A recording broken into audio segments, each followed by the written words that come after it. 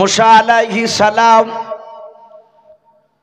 চোখটা ভাবছে একটু বন্ধ হয়ে গিয়েছে। অনেক মানুষ ভাবছে চোখটা বন্ধ করে থাকে, তার দিলটা জেগে থাকে, কিন্তু মুসা নবী পয়গম্বর আলাইহিস সালাম চোখ বন্ধ করেছেন, তার দিলটাও ঘুমে গিয়েছে। কয়েক সেকেন্ড ভাবছে আপনার নাই, যাহাতে ঘুমকে ধরতে বলেছেন আল্লাহ, মুসাকে তুমি ধরাও। মুসা নবী নিদ্রা চলে গিয়েছে, আর হাত থেকে ভাবছে গ্লাসটা পড়ে গিয়েছে। মুসা আলাইহিস সালামের হাত থেকে ভাবছে গ্লাসটা পাহাড়ে পড়ে যাওয়ার পর খচাক করে ভাবছে শব্দ হয়েছে, মুসা নবীর ঘুমটা ভেঙে গেল। আমার আল্লাহ ডাক দিয়ে বলেন, মুসা আমি যে তোমাকে গ্লাস ধরতে বলেছিলাম, তোমার গ্লাস কই? মুসা আলাইহিস সালাম তিনি তাকে দেখছেন গ্লাসটা কুচি হয়ে গিয়েছে। বলে আল্লাহ আমি একটু ঘুমে গিয়েছিলাম, আমার জানা ছিল না হাতে গ্লাস আছে। আল্লাহ বলেন, মুসা তুমি যেমন কয়েক সেকেন্ডও লাগে নাই, শুধু একটু চোখটা বন্ধ করেছিলাম, আর ওই সময় তোমার হাত থেকে পানির গ্লাসটা পড়ে গিয়ে গ্লাসটা চূর্ণ বিচূর্ণ হয়ে গিয়েছে। ওরে মুসা আমি আল্লাহ যদি একটিবার যদি ঘুমিয়ে যাই, কাচের গ্লাস ভাঙা করে গোটা পৃথিবীটা ভেঙে যাবে। বলুন সুবহানাল্লাহ। মুসা বলছেন আল্লাহ বুঝতে পেরেছি, এই জন্য তুমি ঘুমাও নাই। এরকম অনেক রকম প্রশ্ন, জিদাল প্রশ্ন করতেন মুসা, আল্লাহ রাগ করতেন না। আল্লাহ এত ভালোবাসতেন মুসা আলাইহিস সালামকে। না, আল্লাহ বলেছেন আমি যখন যেই রকম বাদশাহ তাকে সেই রকম টাইট করার জন্য সেই রকম আমি নবী পাঠিয়েছি। আমরা জানি আমাদের রাসূল সাল্লাল্লাহু তাআলা আলাইহিস সালাম তিনি খুব নরম মেজাজের নবী ছিলেন, খুবই নরম। নবীকে এক ইহুদি মেরেছে চর, আল্লাহ রাসূল সাল্লাল্লাহু আলাইহি ওয়াসাল্লাম তার হাতখানা ধরে রাসূল তার হাতে চুমা দিছে। বললেন ভাই আমার গালে তুমি থাপ্পড় মেরেছো, বুঝি তোমার হাতে ব্যথা লেগেছে তাই না? ইহুদি অবাক। আমরা জানি বিশ্বনবী সেজদায় গিয়েছে, উদবা সাইবা উটের পচা ভুঁড়ি চেপে দিয়েছে। রাসূল চেষ্টা করে উটের ভুঁড়ি নামাতে পারছে না। রাসূলের কলিজার টুকরা বিটি মা ফাতেমাতু জোহরা রাদিয়াল্লাহু তাআলা আনহা তিনি শুনে দৌড়ে এসে আব্বার মাথার উপর থেকে ভুঁড়িটা সরে দিলেন। ফাতেমা বদদোয়া করতে লাগলেন। রাসূল হাতখানা ধরে বলছেন, মারে বদদোয়া করিস না, এরা আমাকে চিনে না যে আমি আখিরি জামানার রাসূল। আমি যে রাসূল আখিরি জামানার, এরা যদি চিনতো তাহলে এরা আমার দিকে আঙুল তুলে কথা বলতো না। এরা আজকে আমাকে চিনে না, আগামীতে হয়তো তার সন্তানরা আমাকে চিনবে। বলুন আলহামদুলিল্লাহ। এ ছিল রাসূল। ইউনূস নবী আলাইহিস সালাম দিনের দাওয়াত দিতে গিয়ে বাপজি লোকের কথা শোনে না, এরকম উনি বাড়ি যে বলছে আল্লাহ দেও ধ্বংস করি উম্মতকে। মুসা আলাইহিস সালাম রেগে গিয়েছেন, পাহাড় তুলে বাপ যেভাবে পাথর তুলে মারতে গেছে তার কওমকে। এত রাগের নবী। আল্লাহ বলছেন সেই সময় যেই রকম বাদশাহ সেই রকম মেজাজের বাপজাবি নবীও পাঠিয়েছি। আমরা জানি গোটা পৃথিবীর মধ্যে বাপজি সবচেয়ে বেঈমান কাফের, সবচেয়ে শয়তান সে বাদশাহ ছিল ফেরাউন। এই নবীকে তো তাড়িয়েছে, নবীকে স্ত্রীকে পর্যন্ত বাপজি আগুনে পুড়ে শেষ করে দিয়েছে। নবীর দুইটা ছোট ছোট বাচ্চাকে পর্যন্ত আগুন দিয়ে পুড়ে শেষ করে দিয়েছে। এই ফেরাউনের জীবনীতে বাপজি এসেছে মুসা আলাইহিস সালামের ব্যাপারে। মুসা আলাইহিস সালামের আব্বার নাম অনেকে হয়তো জানেন, ইমরান। কি নাম বললাম? ইমরান। মুসা আলাইহিস সালামের মায়ের নাম হচ্ছে ইউকাবাদ। মুসা নবীর জীবনী পড়ে দেখবেন তার মায়ের নামও লেখা আছে। তো মুসা আলাইহিস সালাম দুনিয়াতে তখন আসে নাই। এ ফেরাউন কোরআন শরীফে যার নাম পাওয়া যায়, এখনো বাবজি মিশরে জাদুঘরে বাবজি তাকে রাখা হয়েছে পিরামিড দিয়ে। এ ফেরাউন এত বড় আল্লাহর অত্যাচারী সে বান্দা ছিল।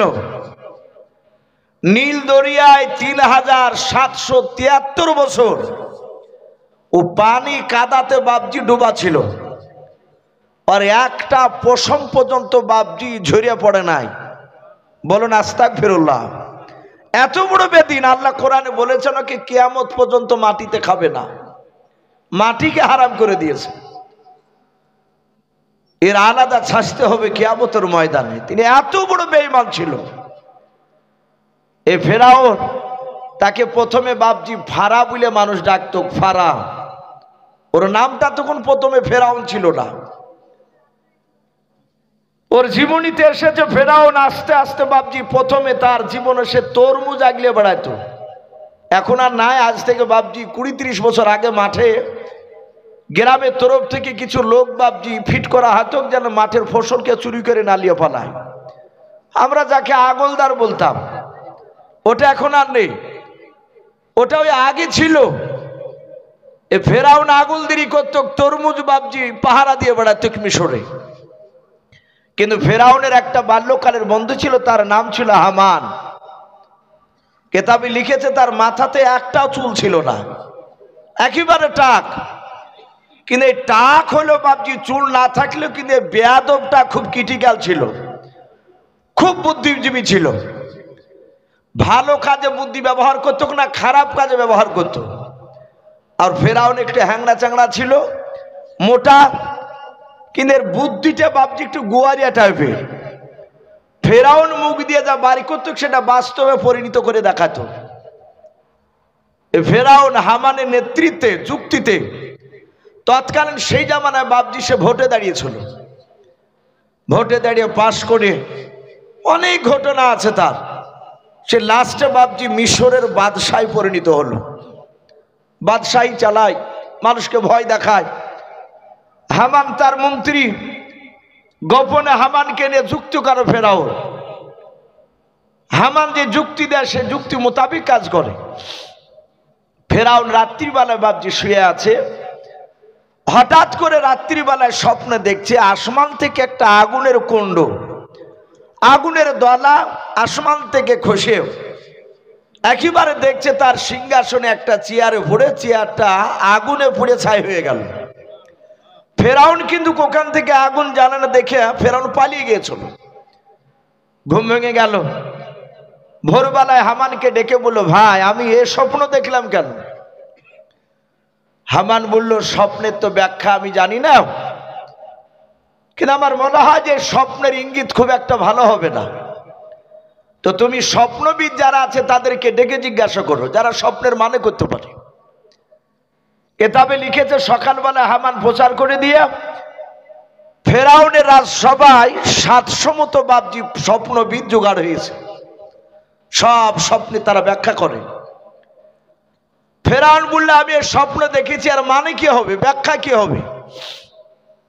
সবচেয়ে যে বড় স্বপ্নবিদ ছিল ৭০০-র মধ্যে, সে বলল, ভাই আমি তোমার এই স্বপ্নের ব্যাখ্যা আমি করে দিব। বলে বলো। বলে, আমি স্বপ্নের ব্যাখ্যায় দেখতে পাচ্ছি তোমার সামনে এমন একটা বাচ্চা ছেলে জন্ম নেবে, যে ছেলেটায় তোমার সিংহাসনকে সে ছিনিয়ে নেবে, তোমার গদিকে উল্টে দিবে, তোমার বাদশাহী বেশি দিন আর চলবে না। ফেরাউনের পশমগুলো খাড়া হয়ে গেল, চরম রেগে গেল। বলে, এত বড় স্পর্ধা, বাচ্চা আমার সিংহাসন কেড়ে নিবে? বলে, হ্যাঁ। ফেরাউন বলল, ভাই সে ছেলে বেটা ছেলে হবে না মেয়ে ছেলে হবে?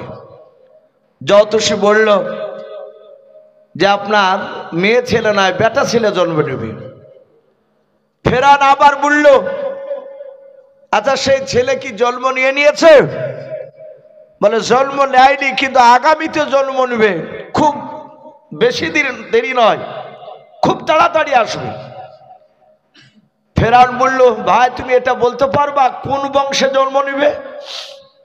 বলে হ্যাঁ ওটা বলতে পারবো। বলে কোন বংশে? বলে বানি ইসরায়েল বংশে। কোরআন শরীফে বাপজি বানি ইসরায়েল বংশটা বলা হয়েছে, কোরআনে ওই বংশটার নামও দিয়ে দিয়েছে বানি ইসরায়েল বলে একটা সূরা। কেন? কেতাবে লিখেছে 1,24,000 মতান্তর 2,24,000 নবী রাসূল যত আল্লাহ পাঠিয়েছেন দুনিয়ায়, মাত্র 6টা নবী বাদ দিয়ে এই সব নবীগুলো এই বানি ইসরায়েল বংশে জন্ম নিয়েছিলেন। বলুন আলহামদুলিল্লাহ। তাহলে ভাবতে পারেন ওই বংশটা কত বড় দামি বংশ। ডাক দিয়ে বলল বাদশাহ বানি ইসরায়েল বংশ জন্ম নিবে। আর ফেরাউন যে বংশ জন্ম নিয়েছিল সে বংশটাকে কিবতিয়া বংশ বলা হয় কোরআনের ভাষায়। আর সেই সময় দুটা বংশ বাপজি সবচেয়ে বড় ছিল, বানি ইসরাইল আর কিবতিয়া। ফেরাউন বলল তাহলে আমার বংশে জন্ম নিবে না? বলে না, তাহলে আমার বংশে বেটা ছেলে হলে অসুবিধা নেই। ফেরাউন বলল আগামী কাল থেকে প্রচার করে দাও, বানি ইসরাইল বংশের বেটা সন্তান যত জন্ম নেবে সবকে হত্যা করা হবে। আর প্রতিটা বিবাহিতা মেয়ের কাছে বানি ইসরাইল বংশে আমার কিবতিয়া বংশের সৈন্যরাগা যাবে, 3 বেলা করে ইনকোয়ারি করা হবে যে মেয়েদের পেটে বাচ্চা আছে, বাচ্চা জন্ম দিলে মেয়ে ছেলে জন্ম দিলে বেঁচে থাকবে, আর বেটা ছেলে জন্ম দিলে তাকে হত্যা করা হবে। ফেরাউনের বাপজি কথাগুলো চারিদিকে প্রচার শুরু হয়ে গেল।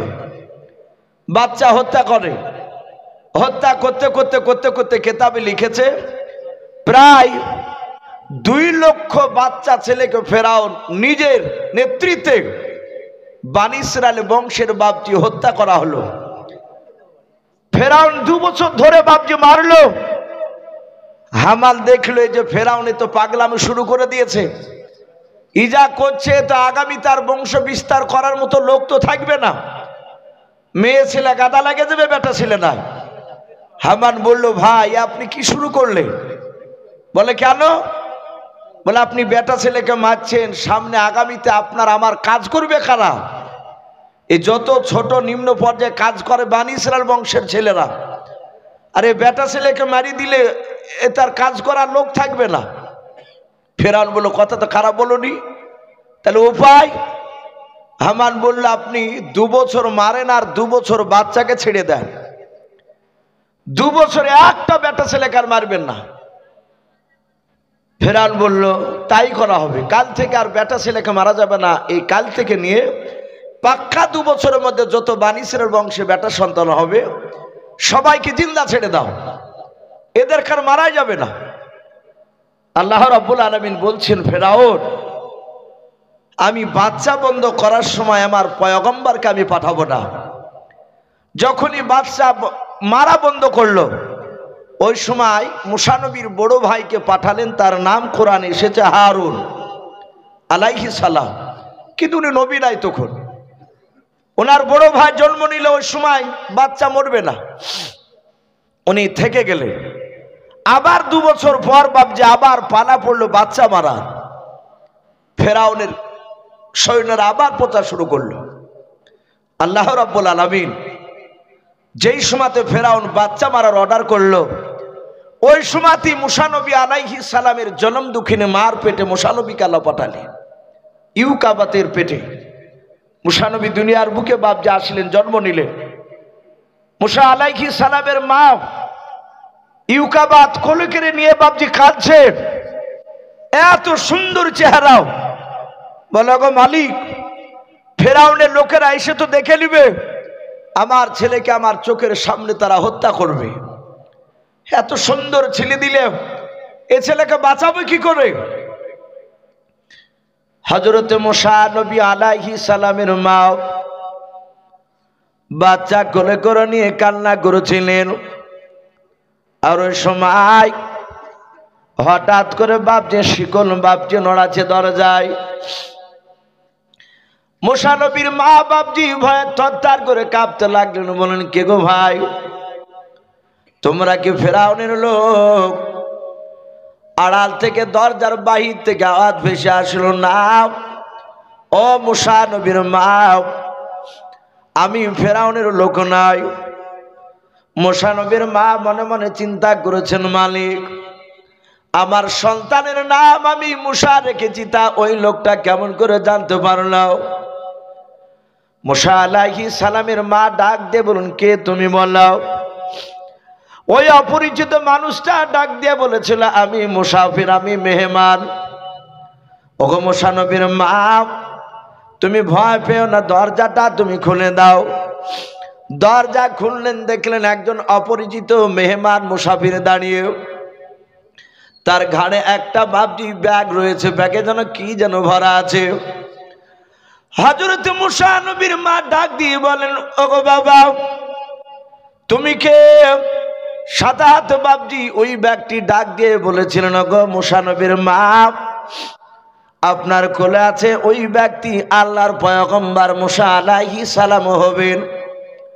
ওগো মা, আপনার ছেলে যেন নিরাপদে মানুষ হয়, সেই কারণে আল্লাহ আমাকে পাঠিয়েছে আপনার বন্ধু হিসাবে। বলে আমার ছেলেকে কেমন করে মানুষ করব, ফেরাউন জানতে পারলে শেষ করে দেবে। ডাক দিয়ে বলেছিল, মা তুমি তাড়াতাড়ি বাক্স বানাও, ওই বাক্সের ভিতরে তুমি তোমার সন্তানকে ভরে দিও, নীল দরিয়াতে তুমি ছেড়ে দাও। মূসা আলাইহিস সালামের মা কেঁদে কেঁদে বলেছিল, বাবা এখন আমি বাক্স কেমন করে বানাবো, সময় লেগে যাবে। দরজায় দাঁড়িয়েছিলেন মুসাফির ব্যক্তি, বললেন, মা একটিবার যদি আপনি হুকুম দেন, আমি কয়েক সেকেন্ডের মধ্যে আপনার সামনে বাক্সখানা বানিয়ে দেব। উনি ব্যাগ থেকে বাবজি তক্তা বের করলেন। এই তক্তাগুলো বাবজি পৃথিবীর কোনো তক্তা ছিল না রে বাবা, ওগুলো ছিল জান্নাতের তক্তা। বলুন সুবহানাল্লাহ। এত দামি সুন্দর দেখতে তক্তাখানা জিবরিল আলাইহিস সালাম বাবজি তার জীবনীতে এসেছে, উনি সাধারণ কোনো দুনিয়ার মানুষ ছিলেন না, উনি সম্রাট জিবরিল আলাইহিস সালাম মানুষ রূপ ধারণ করে মুসাফির হালতে দাঁড়িয়েছিলেন। তাড়াহুড়া করে কয়েক সেকেন্ডের মধ্যে বাবা একটা বাক্স তৈরি করে দিয়ে তিনি চলে গিয়ে অদৃশ্য হয়ে গেলেন। মূসা নবীর মা মূসা নবীকে বাবজি বাক্সর ডালা তুলেও সাদা কাপড় দিয়ে বাবজি মুখখানা বাদ দিয়ে গোটা শরীরখানা ঢেকে দিলেন। ওই বাক্সর ভিতরে কলিজার টুকরা মূসা আলাইহিস সালামকে বাবজি রেখে দেওয়ার পর মূসা নবীর মা তাকে দেখলেন, আমি নীল দরিয়া ছেড়ে দেব, আমি তো যাব না, জানি না আমার ছেলে মূসা পানিতে ডুবে যে মারা যাবে কিনা। কেতাবে পাওয়া যায় মূসা নবীর বাপ যে একটা 8 বছরের একটা বোন ছিল, ওই বোনটার নাম তাফসীরে মারফুল কোরআন এসেছে মরিয়ম। কি নাম বললাম?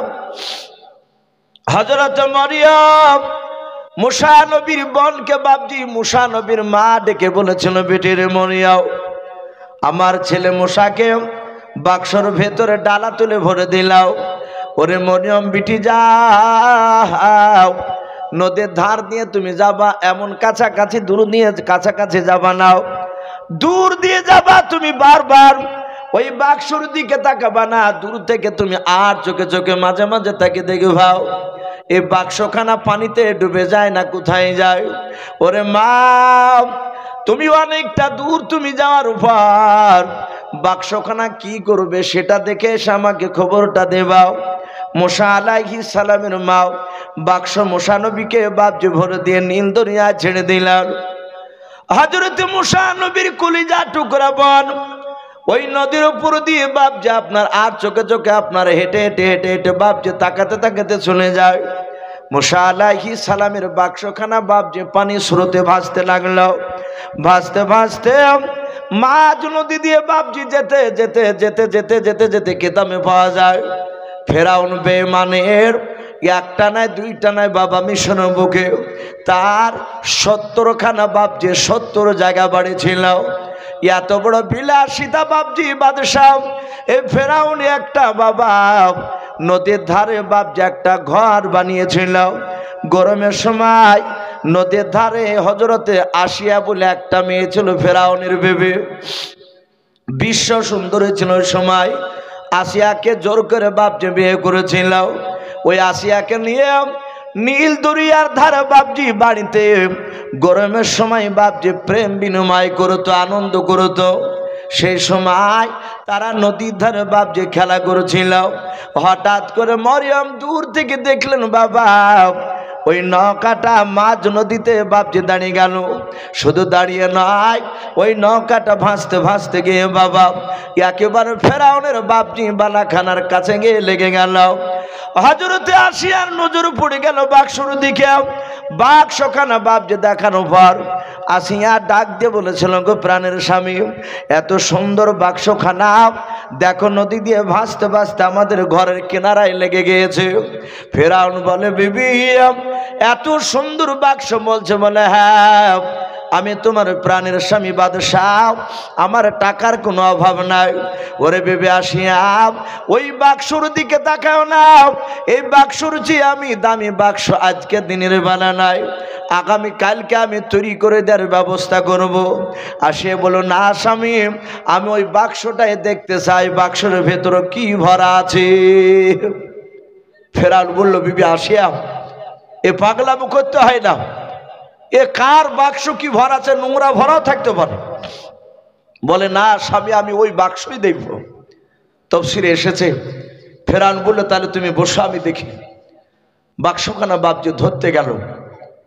আল্লাহ রাব্বুল আলামিনের কুদরাতে পানির ভিতর দিয়ে মনে হচ্ছে তল দিয়ে বাক্সর সাথে মনে হচ্ছে দড়ি ফিট করা আছে। যাহাতে ধরতে যাচ্ছে আর পানির গভীর পানির দিকে আবার বাক্সটা অটোমেটিক চলে গেল। আসিয়া তাকে দেখলো, ধরতে গেল পানি, অনেক পানির দিকে বাক্স চলে গেল। আবার ফেরাউন এসে বলল, বিবি রে, এই বাক্স ধরতে যাচ্ছে আর মাঝ নদীর দিকে চলে যাচ্ছে। যাহাতে বাপজি তার জায়গায় গিয়ে বসেছে, আবার দেখছে চট করে বাক্সটা ভেসে সে কিনারে লেগে গেল। ফেরাউন আবার গেল, আবার চলে গেল। এভাবে ৬-৭ বার বাপজি ধরতে যাওয়ার পরে ৬-৭ বারই বাপজি ধরতে পারলো না। আসিয়া বললেন, ওগো স্বামী, আপনি জানেন না, আপনি গেলেই তো বাক্স চলে যাচ্ছে, আমি দেখি একবার চেষ্টা করে। আসিয়া আলাইহা সালাম যাহাতে বাপজি হা দিলে উনি মনে মনে বিসমিল্লাহ আমল করতেন। বলুন আলহামদুলিল্লাহ।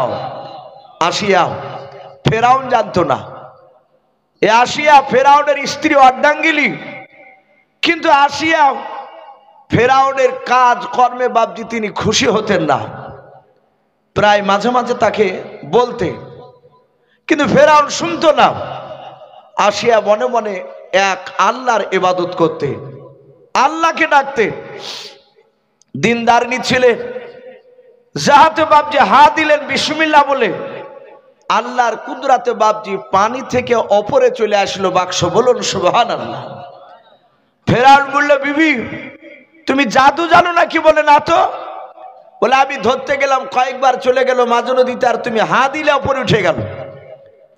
ডালা তুলতে যেও না, ভারী ডালা তুমি উঠাতে গিয়ে হয়তো তোমার আঙুলে ব্যথা লাগবে। ফেরাউন বলল, তোমার আঙুলে ব্যথা হলে আমি কষ্ট পাবো?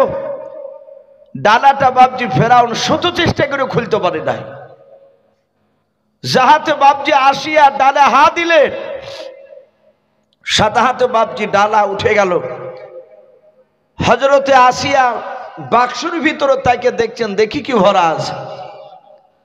তাকে দেখছেন বাপজি মুসা আলাইহিস সালাম, ছোট্ট একটা বাচ্চা ছেলে, কাপড় দিয়ে জড়ালো, মুখটা শুধু বাপজি খালি করা আছে। মুসা আলাইহিস সালাম তাকিয়ে মৃদু হাসি মারলেন। আসিয়া বলেন, আমি ওই মুসা বাচ্চার হাসি দেখে আমি মুগ্ধ হয়ে গেলাম। বলুন আলহামদুলিল্লাহ। আমার তার ভিতরে মায়া জাগলো।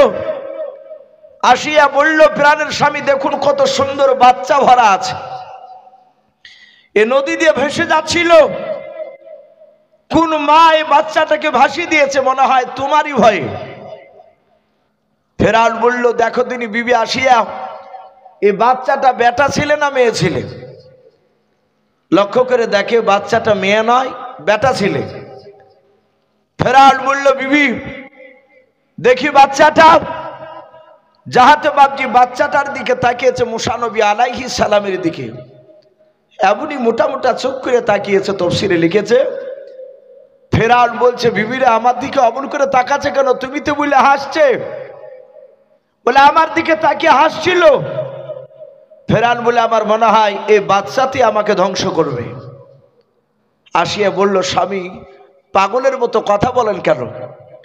এই বাচ্চাটা এ তো কিছু বুঝে নাও, আমাদের সন্তান নাই, একে আমরা সন্তানের মতো লালন পালন করব। আমাদেরকে ছোট থেকে আমাকে মা বলবে, তোমাকে আব্বা বলবে। এই ছেলেটা বড় হওয়ার পরে আমাদের দুশ্মনী করবে না, সে আমাদের ভিটাতে সে বাতি জ্বালাবে। ফেরাউন আসিয়ার কৌশলে বাপজি সে রাজি হয়ে গেল। বলে বিবি তুমি একে সন্তান বলে মানবে? বলে হ্যাঁ। বলে আমার মনে হয় ছেলে জবাই করে ফেলে দেওয়া হবে, এটাই ভালো হবে। বলে নাও আমি জবাই করতে দিব না। হাজারো বাপজি চেষ্টা করলো ফেরাউন, কিন্তু আসিয়া জবাই করতে দিলেন না। তখন আসিয়ার কথা ফেরাউন মোটামুটি মানত। বলে বিবি তুমি যেহেতু রাজি আছো আমিও খুশি হয়ে গেলাম, তাহলে আমরা ছেলে বলে আজ থেকে মেনে নিলাম। চলো আমরা রাজ দরবারে গিয়ে ঘোষণা করব, একটা লোক জানে কেউ না বলে যে মুসা এই বাচ্চাটা ফেরাউন নদীতে পড়ে পেয়েছে। যে বলবে বাচ্চাটা পড়ে পেয়েছে আমরা তাকে শেষ করে দিব, জবাই করে দিব। ফেরাউনের এই অহংকার শুনে কেউ ভাবছে আর মুসাকে তার পালিত পুত্র এই কথা বলে নাই। এখন প্রশ্ন হতে পারে মুসা নবীর নাম, এরা তো জানে না ওর মা রেখেছে নাম মুসা। আর হযরত মরিয়ম মুসা নবীর বোন দূর থেকে বাপজি সব দৃশ্যখানা দেখছিলেন। রাজ দরবারে নিয়ে গেল ফেরাউন। মরিয়ম ও বাপজি অজানার ভান করে বাপজি রাজ দরবারে চলে গেলেন। এক সাইডে বাপজি দূরে দাঁড়িয়ে দাঁড়িয়ে বাপজি দেখছে। সঙ্গে সঙ্গে বলা হয়েছে ফেরাউন তার বিবিকে বলল বিবি তোমার তো বাচ্চা হয়নি দুনিয়ায়, তাহলে তুমি তার দুধ পান করাতে পারবে না? বলে নাও তাহলে এই বাচ্চাকে দুধ পান করানো লাগবে। ফেরাউন হামানকে বলল তুমি দেখো দাইমা তাড়াতাড়ি নিয়ে এসো, এই ছেলেকে বাঁচানো লাগবে। হযরতে বাপজি আপনার আসিয়ার কথা শুনে দাইমা নিয়ে আসলো। এক নয় দুই নয়, দুই তিনটা নয়, প্রায় 370টা দাইমা।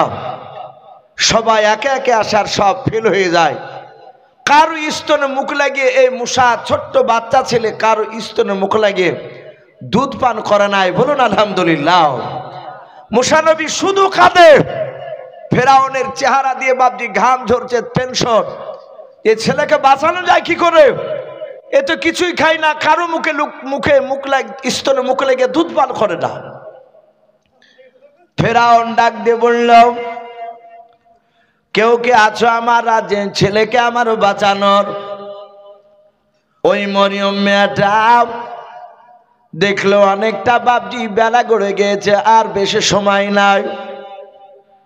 হযরত মরিয়ম মুসা নবীর বোন বাপজি আপনার অভিনয় করে অজানার ভান করে ডাক দিয়ে বলেছিল বাদশাহ আমার মনে হয় আমি অনেকক্ষণ ধরে লক্ষ্য করে দেখলাম অনেকগুলো দাইমা আসলো, কার স্তনে মুখ লাগে আপনার ছেলে দুধ পান করুন নাও। বলে নাও। বলে বাদশাহ আমার নদীর ওই পারে বাড়ি। বলে তাই নাকি? বলে হ্যাঁ।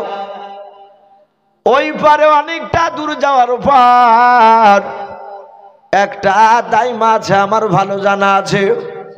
ওই দাইমাটার কাছে যে কোনো সন্তান কান্না করতে করতে গেলে কান্না বন্ধ হয়ে যায়। ওই মেয়েটা বাচ্চাকে চোফাতে পারে, দুধ খাওয়াতে পারে।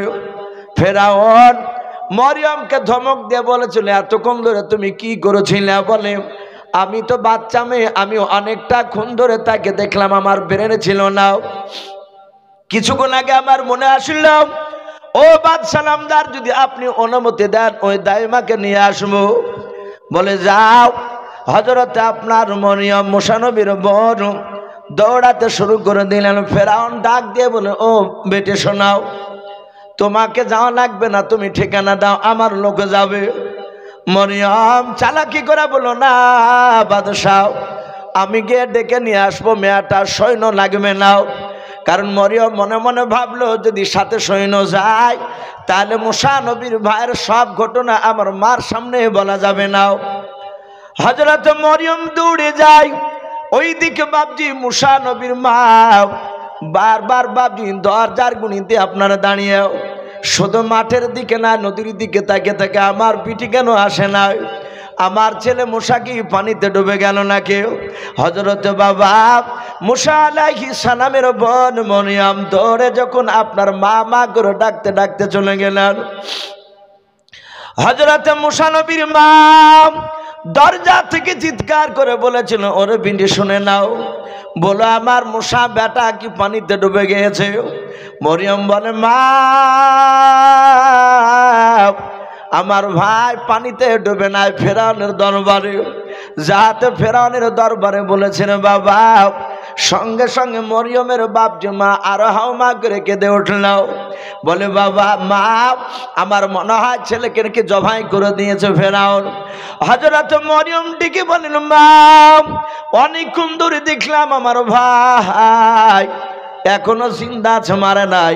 ওগো মা ফেরাউন নিজে বেটা বলে দাবি করে নিয়েছে, মেনে নিয়েছে।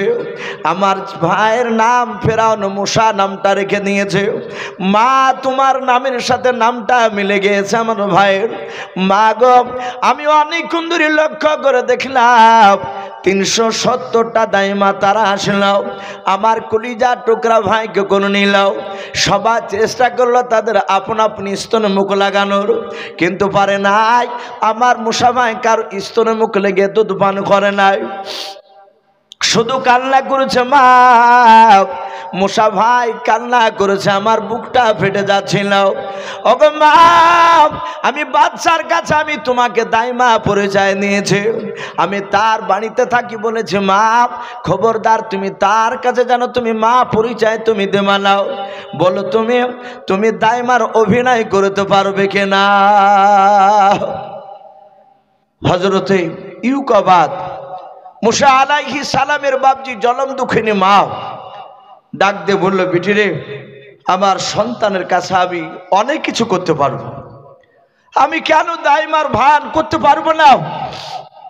আমি ধরা দিব না। মাগো অনেক সৈন্য দিয়ে পাঠাচ্ছিল, আমি কাউকে নিয়ে আসিনি, চলো তুমি এখনই চলো, আমার ভাই দুধ খাওয়ার জন্য ক্ষুধার তাড়নায় কান্না করছে। মা আমার ভাই কাল চলো, আমি কষ্ট পাচ্ছিলাম, একটু তাড়াতাড়ি চলো। মা আমার ভাইকে ফেরাউন আর মারবে না। হযরতে মরিয়মের মা মুসা নবীর মা উনি দৌড়াতে শুরু করলে। ফেরাউন বারবার বাপজি তাকাচ্ছে ওই মেয়েটা দাইমা নিয়ে আসছে না কেন। আসিয়া বলেন, আমার কোলে মুসা আলাইহিস সালাম ছিলেন, উনি কাঁদছিলেন, একবারও কান্না বন্ধ করেনি। নদী থেকে যখন বাড়িতে নিয়ে আসলাম, বাড়িতে আসার পরে শুধু কেঁদেছে। যাহাতে বাপজি ফেরাউনের দরবারে মুসা নবীর মা চিৎকার করে বলেছে, অগবাদ সালামদার কই আপনার সন্তান, আপনি নিয়ে আসুন। আমি এমন একটা দাইমা কান্না করা বন্ধ ছেলে আমার কাছে আসলে কান্না বন্ধ করে দেয়। আসিয়া বলে, যাহাতে মুসা নবীর মার গলার আওয়াজ আমার কানে পৌঁছালো। আমার কোলে ছিল মুসা, সঙ্গে সঙ্গে আল্লাহর কুদরাতে মুসা আলাইহিস সালাম কান্না বন্ধ করে দিলেন। জোরে বলুন সুবহানাল্লাহ। মুসা নবী বুঝতে পেরেছেন আমার জনম দুঃখিনী মা চলে এসেছে। হযরতে আসিয়া বাচ্চা নিয়ে বাবা ঘর থেকে বেরিয়ে গেলেন। মুসা আলাইহিস সালামের মা বাচ্চাটা কোলে করে নিয়ে বাপজি স্তনে মুখ লাগাতে যেতে হয় নাই।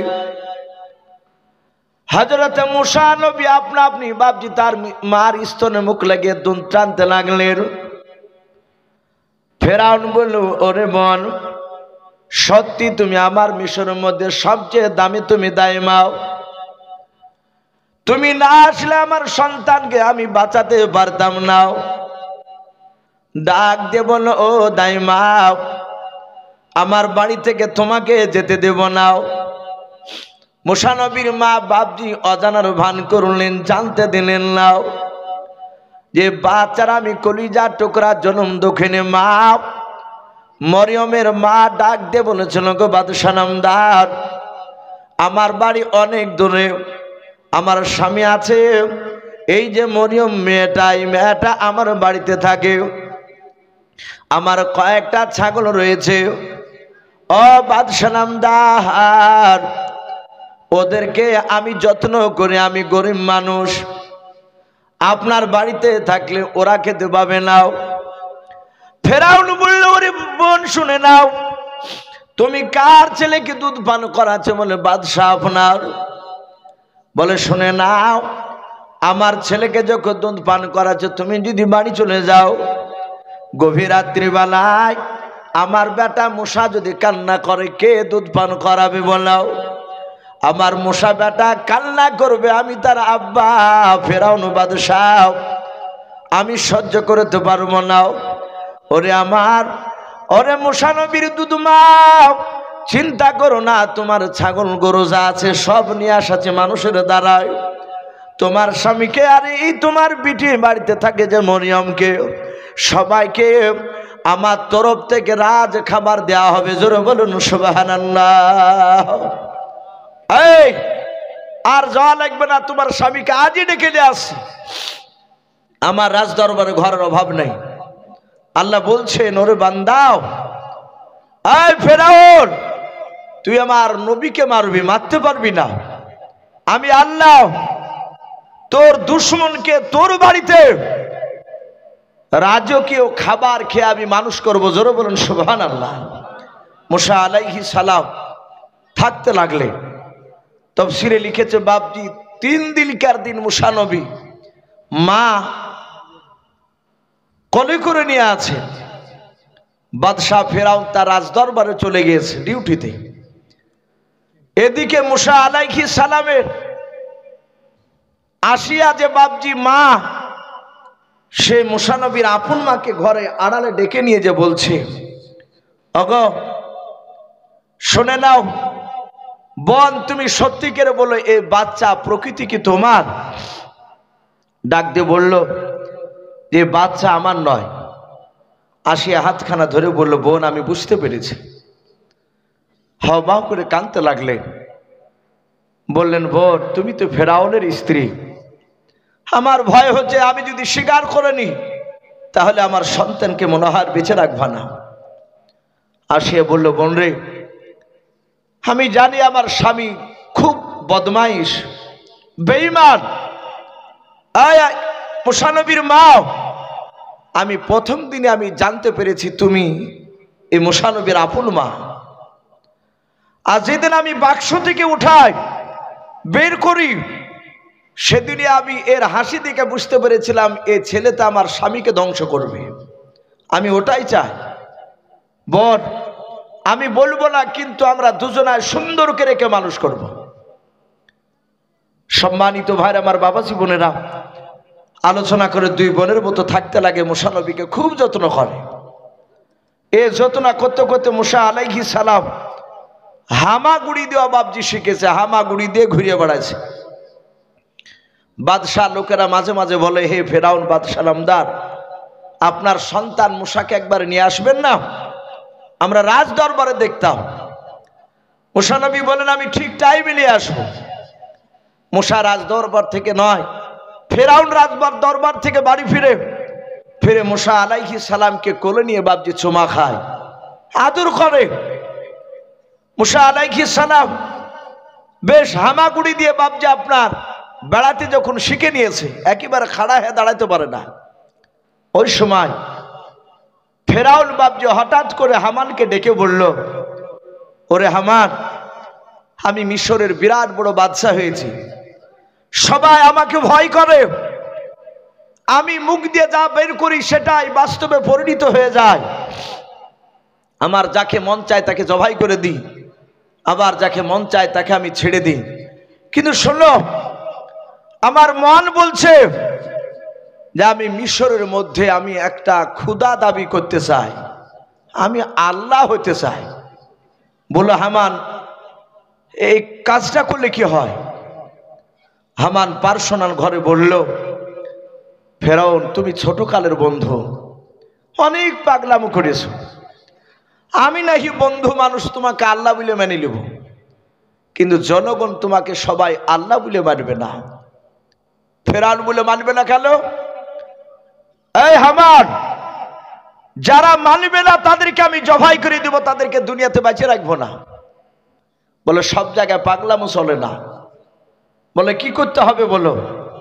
হামান বলল, তাহলে তুমি আগামী কালকে তোমার লক্ষ লক্ষ প্রজাকে একত্রিত করে রাজসভায় ডাক দিয়ে তাদের সামনে তুমি তোমার মতামতটা প্রকাশ করো, আলোচনা করো যে আমি খোদা হতে চাই, আল্লাহ দাবি করতে চাই। ওখানে বুঝতে পারবা মানুষের মতামতটা। বেশিরভাগ লোক যদি তোমাকে মেনে নেয় তাহলে তো কোনো কথাই নেই। যে কটা লোক মানবে না তাদেরকে ভয় দেখে তোমার সাপোর্টের করা যাবে।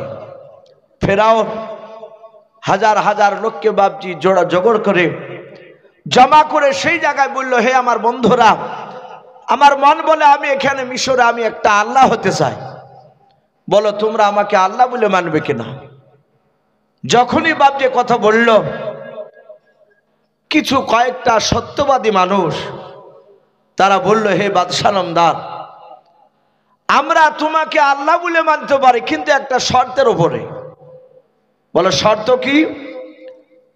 বলে শুনে নাও, এ বাদশাহ নামদার, নীল দরিয়াতে পানি ভরপুর হয়ে আছে। বলে হ্যাঁ। আমরা যদি বলি আগামী কালকে তুমি পানিটাকে শুকিয়ে দাও, আর তুমি হুকুম করবা নীল দরিয়ার পানি শুকিয়ে যা, তোমার কথার সঙ্গে সঙ্গে যদি নীল দরিয়ার পানি শুকিয়ে যায়, আবার যদি বলি যে এই বাদশাহ পানি নিয়ে এসে ভরপুর করে দাও, আবার হুকুম করবা, আবার যদি শুকনো নদীতে যদি আবার পানি দিয়ে ভরে দিতে পারো, তাহলে জানবো তুমি আমাদের আল্লাহ, তোমাকে আমরা আগামী পরশুদিন আল্লাহ বলে মেনে নেব। ফেরাউন দেখলো এই তো ভারী ঝামেলা, এই পানি তো আমার তাবে হবে না, কিন্তু বেকায়দায় ফেরাউন চিৎকার করে বলল, আমি তাই করে দিতে রাজি আছি, কথা দিয়ে ফেললো। হামানকে ডেকে নিয়ে এসে বলল, ভাই আমি যে কথা দিয়ে দিলাম আগামী কালকে নীল দরিয়ার পানি শুকানো লাগবে, এ কি করে সম্ভব? হামান বলল, আমি তা বলতে পারবো না, তোমাকে অনেক যুক্তি দিয়েছি, কিন্তু এই নীল দরিয়ার পানি শুকানো এই যুক্তি আমার কাছে নাই, একমাত্র আল্লাহ ছাড়া কারো ক্ষমতা নাই। ফেরাউন বলছে, এটা আমিও তো জানি। ফেরাউন বলল, হামান শোনো, আমি আগামী কালই দেখাবো বলেছি, কিন্তু আজ আমাকে একটা সুযোগ নিতে হবে। বলে কি? বলে তুমি গোটা আমার রাজ্যে প্রচার করে দাও দেশে, যে আজ রাত্রিবেলায় সন্ধ্যার পর থেকে সূর্য ডোবার পর থেকে কোনো নারী পুরুষ কোনো মানুষ যেন তার বাড়ির ঘর থেকে দরজা থেকে যেন রাত্রিবেলা না বেরোয়। যারা বেরোবে রাস্তায় বাড়ির বাইরে যাদেরকে দেখতে পাওয়া যাবে তাদেরকে হত্যা করা হবে, জবাই করা হবে। হামান বলল, আমি এটা বলতে পারবো। হামান প্রচার শুরু করে দিল লোক দিয়ে। ভয়ে সবাই বাপজি বাড়িতে ঢুকে পড়ল, কেউ বাড়াই না। হামান এসে বলল ফেরাউনকে, বাদশাহ সূর্য ডুবে গিয়েছে, কেউ বেরিয়ে নাই। বলে চারিদিকে একটু লক্ষ্য করে দেখলে কেউ নেই? বলে না। ফেরাউন ঘর থেকে বেরিয়ে এসে বলে, হামান তুমি তোমার বাড়িতে চলো। বলে আমিও যাব। বলে হ্যাঁ। ফেরাউন বলে, হামান তুমি বাড়িতে ঢুকো, তুমিও যেন আর বেরোবা না, তুমিও যদি হামান বেরোও তাহলে আগামী কালকে তোমাকে জবাই করা হবে। হামান দেখলে তো বড় ধরনের পাগলামো শুরু করেছে, আমিও বেরোবো না বলে বাপজি দরজাখানা লেগে দিয়ে হামান ভিতরে চলে গেল। বেশ একটু গভীর রাত্রি হয়েছে। ফেরাউন চুপি চুপি বাড়ি থেকে বেরিয়ে ডান দিকে বাম দিকে চারিদিকে তাকে দেখলো, বেশ অন্ধকার ঘুটঘুটে নেমে এসেছে, কেউ নাই রাস্তায়, সবাই ভয়ে বাপজি তারা আপন আপন বাড়িতে। ফেরাউন হামানের দরজার কাছে গিয়ে কানটা লাগিয়ে নিয়ে শুনল, ফেরাউন জেগে আছে কিনা দেখলো, ফেরাউনও জেগে নাই, কোনো সাড়া শব্দ নাই। ফেরাউন হামানের বাড়ির দরজা দিয়ে বাবা সোজা রাত্রিবেলা নীল দরিয়ার দিকে বাবা চলে গেল। নীল দরিয়াতে যাওয়ার পর নীল দরিয়ার ধারে গিয়ে দেখছে বাবা একটা গুহা। ফেরাউন বাপজি গুহাটা বাপজি আগ থেকে চিনত, জানতো। ফেরাউন গুহার ভিতরে বাপজি আপনার চলে গেল। গুহার ভিতরে যাওয়ার পর গুহার ভিতরে বাপজি দাঁড়িয়ে আবার চারিদিকে আপনার দেখছে গুহার বাইরে কেউ দাঁড়িয়ে আছে কিনাও, তাকে দেখলো কেউ নাই। ওই গভীর রাত্রিবেলায় ফেরাউন বেঈমান গুহার ভেতরে বাপজি নীল দরিয়ায় নদীর ধারে বাপজি গুহার ভেতরে সিজদায় ফেরাউন পড়ে গিয়া ওই নিশরাত্রি বেলায় আল্লাহর দরবারে বাপজি ফেরাউন হাওমা করে কাঁদতেছে। ফেরাউন কাদার বলে, আল্লাহ আমি জানি তুমি অহুয়া আলা কুল্লি শাইইন কাদির, তুমি সর্বশক্তিমান। ফেরাউন বাপজি জানতো গোটা পৃথিবীর মধ্যে সৃষ্টিকর্তা রয়েছে, এক আল্লাহ রয়েছে, এটা ফেরাউন ভালো করে জানতো। ফেরাউন সেজদায় পড়ে কাঁদেন, আল্লাহ আমি জানি তুমি একমাত্র আল্লাহ, নীল দরিয়ার পানি তোমার তাবি, তুমি যাই চা তাই তুমি করতে পারো।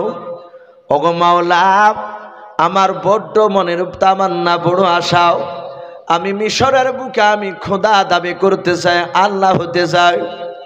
ওরে মাওলা তুমি আগামী কালকার মতো নীল দরিয়ার পানি তুমি আমার তাবে করে দাও। ফেরাউন গভীর রাত্রিবেলা সিজদায় পড়ে পড়ে কাঁদে। আর ওই সময় ফেরাউন আরো চিৎকার করে বলেছিল, আল্লাহ আমি জানি আল্লাহ দাবি করা এটা বড় অন্যায় কাজ, কিন্তু মাওলা রে আমার ইন্তেকাল করার পর তুমি কবরে আর তুমি জাহান্নামে যা শাস্তি দিবা সব আমি মাথা পেতে মেনে নেব, কিন্তু আমার বড় তামান্না মনের আশা দুনিয়ার আমাকে আল্লাহ দাবিটা এটা পুরা করে দাও, আমার বড় মনের বাসনা তুমি পূর্ণ করে দাও। ফেরাউন কাঁদছিল সিজদার সময়। ফেরাউন ভেবেছে আমার জনগণ কেউ জানতে পারে নাই। আর ওই সময় গভীর রাত্রিবেলায় একটা অপরিচিত মানুষ বাবা ওই গুহার পাশ দিয়ে বাপনি আসার পর ফেরাউনের পিঠে বাপজি হাত দিয়ে ডাক দেয়, বলে বাদশাহ। ফেরাউন অমনি সেজদা থেকে উঠে বলে, আই কে রে তুই? ফেরাউন বলল, তুই কি জানিস না আমি প্রচার করেছি সূর্য ডুবার পর যারা বাড়ি থেকে বের হবে তাকে হত্যা করা হবে, আমার হুকুমকে অমান্য করেছিস তুই। জিবরিল আলাইহিস সালাম উনি ছিলেন মানুষ রূপ ধারণ করে বাপজি তার পিঠে হাত দিয়ে বলেছিলেন, ওগো বাদশাহ শুনে নাও, আমি বড় একটা কথা জানতে এসেছি তোমার কাছে। ফেরাউন বলল, তোর বাড়ি কোথায়? বলে, বাদশাহ আমি তোমার রাজ্যের লোক নাই। বলুন আলহামদুলিল্লাহ। এই আমি মুসাফির। বলি কি ব্যাপার? বলি রাত্রিতে বেলায় আমি এদিক দিয়ে যাচ্ছিলাম, আমি একটা কথা তোমার কাছে জানতে চাই, তাড়াতাড়ি বলে দাও। ওগো বাদশাহ ভয় পেও না, তোমাকে যে আমি দেখেছি তুমি সিজদায় পড়ে আল্লাহর কাছে কাঁদতেছো, এই কথা তুমি আর আমি আল্লাহ ছাড়া আর চতুর্থ মানুষ কেউ জানতে পারবে না। বলে ভাই তাহলে ভালো কথা, তুমি কাউকে বলবা না, বলে নাও। বলে দাও, এমন কি কথা তুমি জানবাও? জিবরিল আলাইহিস সালাম ডাক দিয়ে বলেছিলেন, ওগো বাদশাহ শুনে নাও, তোমার বাড়িতে যদি কোনো মানুষ খাবার খেয়া খায়, তোমারই খাবার, তোমারই টাকা নিয়ে এসে জামা পোশাক পরে কিনে তোমারই বাড়িতে থাকে, তোমার সব কিছু ব্যবহার করে, কিন্তু তুমি যখন বলবা ওই মুখ কাজটা কর, আর ওই ব্যক্তি যেই ব্যক্তি তোমারই খেলো তোমারই পড়লো, তোমার বাড়িতে আছে, আর তুমি হুকুম করলা সেই কাজটা ওই লোকটা করুন নাও। ওরে বাদশাহ ফেরাউন, তুমি বলো তোমার মতে ওই লোকটাকে কি করতে মন চায়? ফেরাউন বলে, এই পাগলা, এই সামান্য এই কথাটা আর জানিস না? ও আমার বাড়িতে খাবে, আমার বাড়িতে পড়বে, সব কিছু ভোগ করবে আমার, আর আমার হুকুম শুনবে না। আমার মন বলে তাকে তুলিলে এসে নীল দরিয়ার পানিতে ডুবে ডুবে মারে। সাথে হাতে জিবরিল আলাইহিস সালাম পকেট থেকে বাপজি খাতা আর কলম বের করে বলল, ভাই একটু সিগনেচার সই করে দাও, সহি করে দাও। ফেরাউন তাড়াহুড়া করে বাপজি সহি করে দিল। বলো, ভাই চিন্তা করো না, আমি কাউকে বলবো না। এই ফেরাউন চিনতে পারলো না ইনি সম্রাট জিবরিল। তা সহি নিয়ে বাপজি পকেটে আবার খাতাটা ভরে নিয়ে গুহা থেকে বেরিয়ে বাপজি অদৃশ্য হয়ে গেল। ফেরাউন ফজর পর্যন্ত বাপজি কেঁদে কেঁদে ওখান থেকে বাপজি বাড়ি চলে আসলো, কেউ জানতে পারলো না। সকালবেলায় ফেরাউন আবার রাজ দরবারে হাজার হাজার লোককে ডেকে বলছে, বন্ধুরা চলো চলো, আমি নীল দরিয়ার পানি আমি শুকিয়ে দিব। যারা দেখতে চেয়েছিল তাদের সবাই ভয় হয়ে গেল।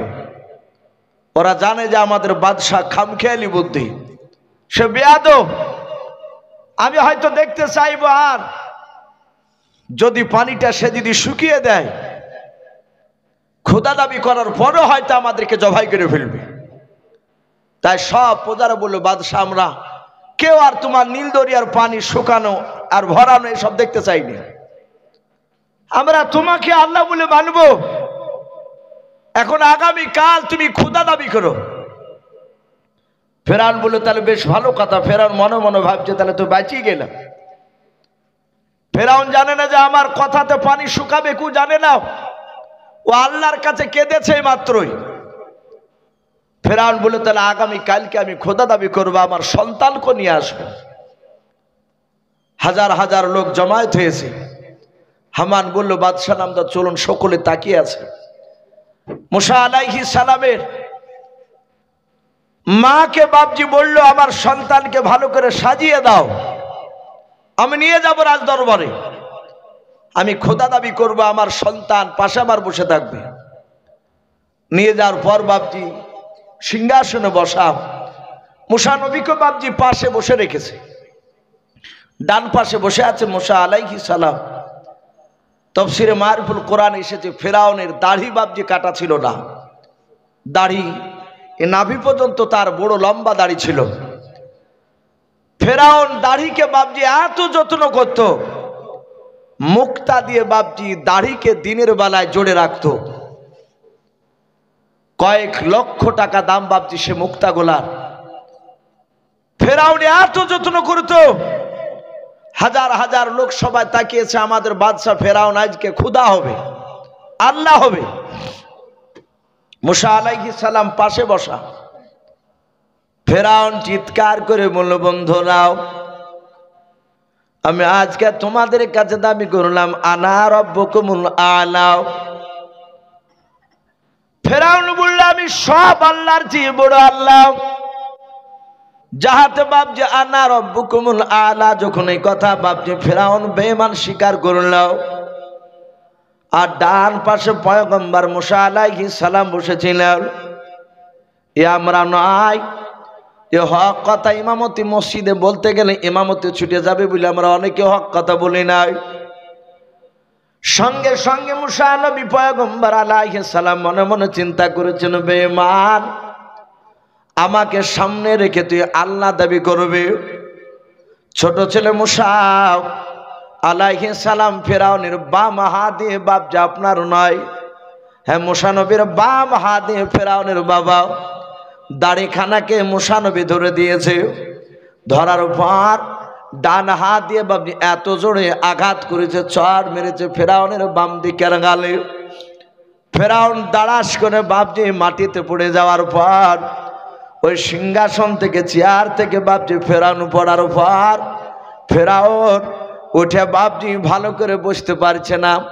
চারিদিকে বাপজি ঘুরতে লাগলো। তাফসীরে লিখেছে কয়েকবার বাপজি ঘোরার পর ফেরাউন এইভাবে মাথায় হাত দিয়ে বলল সর্বনাশ। বলে জল্লাদ তলোয়ার নিয়ে আয়। ওখানেই জল্লাদ দাঁড়িয়ে ছিল। তারা তলোয়ারখানা হাতে করে নিয়ে বলছে বাদশা কি করতে হবে? বলে জবাই করাকে কর জবাই। জল্লাদ বলল কেন বাদশা? বলে এত জোর আঘাত করেছে আমার ত্রিভুবন মনে হচ্ছে ঘুরে গিয়েছে, মাথা যন্ত্রণা করছে।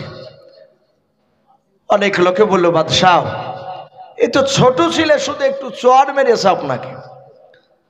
ফেরাউন বুঝতে পেরেছে এ চর মানুষের চোখে বাচ্চা ছেলে মনে হচ্ছে, কিন্তু আল্লাহ রসুল বলেছেন যে কোনো নবীর হাতে আল্লাহ রাব্বুল আলামিন এক একটা নবীর হাতে বাপজি 4000 দুনিয়া যুবকের শক্তি যতটা হয় অতটা শক্তি একাই নবীদেরকে দিয়েছিলেন। বলুন সুবহানাল্লাহ। এই মুসা নবী আলাইহিস সালামের হাতে 4000 যুবকের শক্তি এক চড়ে বাপজি কয়েকবার ঘুরিয়ে তার মাথা যন্ত্রণা শুরু করে দিয়েছে। জল্লাদরা বাপজি জবাই করার জন্য নিয়ে যাচ্ছে। সাথে হাতে হামান দৌড়ে গিয়ে ফেরাউনের স্ত্রী আসিয়াকে বলল ওগো আসিয়া, হে রানী তোমার সন্তান মুসা আর মনে হয় বেঁচে নাই। বলে কি হয়েছে? বলে ফেরাউনকে চড় মেরেছে, সে সহ্য করতে না পেরে রাগে তোমার সন্তানকে জবাই করার হুকুম দিয়ে দিয়েছে।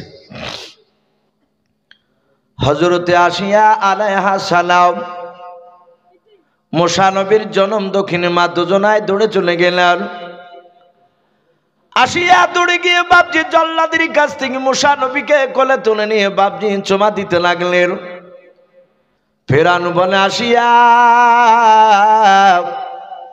এই বাচ্চা মুসাকে তুমি কোলে নিও না, একে তুমি জবাই করে দাও। বলে না না, আমার বেটা মুসাকে জবাই করতে দেব না। বলে বেবি রে, এই বাচ্চাকে জবাই না করলে মনে হয় আমার ব্যথা কমবে না। ফেরাউনকে বলে বাচ্চা ছেলে তোমাকে মেরেছে, পাগলামো কেন করেছো? লোকে খারাপ ভাববে। এই সবই মাত্র তুমি ক্ষুধা দাবি করেছ। এই বাদশা নামদার না, আমার সন্তানকে জবাই করতে দেব না এই অবশ। ফেরাউন বলল বিবি রে, অবস্থা কেমন করে প্রমাণ তুমি দিলে বললাও? বলে বাদশাহ আমার কলিজার টুকরা ছেলেকে তুমি হাজার হাজার লোকের সামনে তুমি প্রমাণ করে নাও। বলে কেমন করে প্রমাণ করব? বলে বাদশাহ আগুনের কুণ্ড একটা নিয়ে এসে আপনি পাশে রেখে দেন, আর আগুনের পাশে শুনে নেন মিঠাই জাতীয় জিনিস, আপনি মিষ্টি জাতীয় জিনিস নিয়ে এসে আগুনের পাশে রেখে দেন। হাজার হাজার লোকের সামনে বাচ্চা মুসাকে ছেড়ে দেন। আরে মুসা বাচ্চা যদি হামাগুড়ি দিয়ে যেতে যেতে যেতে যেতে গিয়ে যদি আপনার আগুনের কুণ্ড যদি তুলে যদি মুখে দিয়ে দেয়, তাহলে জানবো বাচ্চা ছিল অবুঝ, আপনাকে জেনে শুনে মারে না। আর যদি আগুন বাদ দিয়ে যদি মিষ্টি জাতীয় জিনিসটা তুলে নেয়, তাহলে জানবো এই বাচ্চা ছেলে অবুঝ না, জেনে শুনে তোমাকে চড় মেরেছে। তারপর জবাই করবো, আমি আর বাধা দিব না। ফেরাউন রাজি হয়ে গেল যুক্তিতে। আগুনের দলা আর মিষ্টি জাতীয় খাবার নিয়ে আসলে পাশাপাশি বাপজি দুটো রেখে দিয়েছে। হাজার হাজার লোক বাপজি দল পেতে দেখছে যে বাচ্চা ছেলের বিরাট পরীক্ষা। মুসা আলাইহিস সালাম হামাগুড়ি দিয়ে যেতে যেতে যেতে যেতে মিষ্টির দিকে বাপজা হাত নিয়ে যাচ্ছে। ফেরাউন এইভাবে মাথাখানাকে চেপে ধরে ডাক দিয়ে বলছে বিবি রে, তাকিয়ে দেখ, এ বাচ্চা অবুঝ নয়, ই জানে যে কোনটা মিষ্টি আর কোনটা আগর। ও আমাকে ইচ্ছাকৃত চড় মেরেছে। ওদিকে আসিয়া আলাইহা সালাম মুসা নবীর মা, ওনারা দুজনে আল্লাহর কাছে গোপনে কাঁদছেন, গো মালিক আজকের পরীক্ষায় তুমি আমার সন্তানকে তুমি বাঁচিয়ে নাও। আমি জানি যে আমার এই ছেলে মুসা ইচ্ছাকৃত চড় মেরেছে, সহ্য করতে পারে না, তার সামনে খোদা দাবি করেছে। জিবরিল আলাইহিস সালাম আল্লাহর হুকুমে চলে আসলেন, মানুষ কেউ দেখতে পেল না। মুসা আলাইহিস সালামের ডান হাতখানা এভাবে ধরে আগুনের কাছের দিকে নিয়ে গেল, মিষ্টির দিক থেকে মিষ্টি ধরতে যাবে আর অমনি হাতখানাকে ধরে ঘুরে নিয়ে গিয়ে আগুনের কুণ্ডটা মুসা নবী আলাইহিস সালামের মুখে তুলে বাপজি জিবরিলি বাপজি ভরে দিলেন। মানুষ জানতে পারলো না। সাথে হাতে মা আসিয়া দৌড়ে গিয়ে মুসা নবীর মুখ থেকে বাপজি আগুনের দলাটা বের করে ফেলে দিলেন। তাফসীরে লিখেছে মুসা আলাইহিস সালামের সামনেকার জিভটা একটু পুড়ে গেল। ফেরাউনকে ডাক দিয়ে বলল, ওগো স্বামী, আপনি দেখুন এই বাচ্চা অবুঝ, ই বুঝলে আর আগুনটা তুলে মুখে দিত না। ফেরাউন যুক্তিতে হেরে গেল, বলে বিবি যা আমি ছেড়ে দিলাম, কিন্তু যন্ত্রণা তো আমার হবে নাই। তাফসীরে লিখেছে তার 12 বছর ব্যথা ছিল মাথায়। বলুন আলহামদুলিল্লাহ। এই শয়তান, এই ফেরাউনের এরকম ব্যথা ছিল। আমরা জানি যে নমরুদ বাপজি যে গোটা পৃথিবীর বাদশা হয়েছিল, তাকে একটা ন্যাংরা মশাতে বাপজি নাক দিয়ে ঢুকে গিয়েছিল। মগজে ছিল 12 বছর। পৃথিবীর কোনো দাওয়াতে কাজ হতো না, ওই ব্যথা কমতো না। মাঝে মাঝে যখন ব্যথা হতো, মাজুমাতে বাপজি কথা বলতো মিটিংয়ে, যাহাতে মিটিং জমে উঠতে কারণ কুটুস করে মশা কামড় মারত। কামড় মারার পরে ওই ব্যথা টপাকের যন্ত্রণা, ওই ব্যথা কমতো না। তখন ওই ফেরাউন নাই নমরুদ করেছিল কি, তার একটা লোককে রেখেছিল, 101 বারই মাথায় জুতা মারলে কার বাপজি ওই ব্যথাটা কমতো। বলুন আলহামদুলিল্লাহ। এত বেইজ্জতি করতো লোকের সামনে, অমনি জুতা মারতে লাগতো। এই ফেরাউনেরও চড়ের আঘাত বাপজি, এটাও পৃথিবীর কোনো মলমে ভালো হতো না। কি করতো, ওকে জুতা নাই, ওকে মাথায় এভাবে কিল মারতো। ওকে 100 উপরে কিল মারার পর বাপজি তখন ব্যথাটা আস্তে আস্তে হারিয়ে যেত। আবার মাঝে মাঝে বাপজি ব্যথা উঠতো, ওই তখনই বাপজি তাকে আবার কিলাতক মানুষে ধরে। ফেরাউন মুসা আলাইহিস সালামকে বাপজি ছেড়ে দিলেন। মুসা আলাইহিস সালাম তিনি আস্তে আস্তে বাপজি বড় হতে লাগলেন। আর ফেরাউন কিছু বলে নাই। মুসা আলাইহিস সালাম বেশ একটু বড় হয়েছে, যৌবনে পদার্পণ করতে শুরু করেছে। 16-17 বছরের বাচ্চা মুসা আলাইহিস সালাম। সব লোকেরা বাপজি মুসা নবীর একদিন মনের ইচ্ছা হলো আমি মাঠ বেড়াতে যাব। সবাই দুপুরবেলায় কাজ করে বাড়ি আসে, আর মুসা আলাইহিস সালাম দুপুরবেলায় মাঠ বেড়াতে যাচ্ছে। মাঠ বেড়াতে গিয়ে মুসা নবী দেখছে একটা লোককে বাপজি আর একটা লোকে ধরে ধরে মারছে। মুসা আলাইহিস সালাম এক পা দুপা কেটে ওই যাকে মারছিল তার কাছে গিয়ে বলছে, ভাই একে মারছো কেন? যে মার খাচ্ছিল সে অমনি দৌড়ে এসে মুসা নবীর পা ধরে বলছে, ভাই তুমি বাঁচাও, তুমি বাদশার বেটাও, আমি বানী ইসরায়েল বংশের লোক, আর আমাকে লোকটা মারছে এটা ফেরাউনের বংশের লোক, কিবতিয়া বংশের লোক। মুসা নবী বলেন, ভাই এই গরিব লোকটাকে মারছো কেন? বলে ভারী বোঝাটা ওকে একবারই নিয়ে যেতে হবে। মুসা নবী বললেন, এত বড় বোঝা তো পারবে না। যে মার খাচ্ছিল সে বলল, ওগো মুসা ভাই, আমি বারবার বলছি আমাকে বোঝাটা দুবারে নিয়ে যেতে দাও। এই দুবারে দিবে না, ওই একবারই নিয়ে যেতে বলছে, আর আমি একবারে পারবো না।